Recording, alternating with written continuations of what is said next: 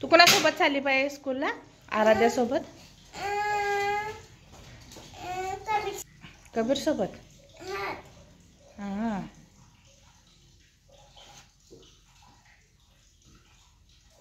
आज स्कूलमध्ये काय काय करणार तू? तोंडात बोट घाल नको. स्कूलमध्ये काय काय करणार बाय? आज तुझा फर्स्ट डे ना स्कूलचा? तू काय काय करणार? ही भूत.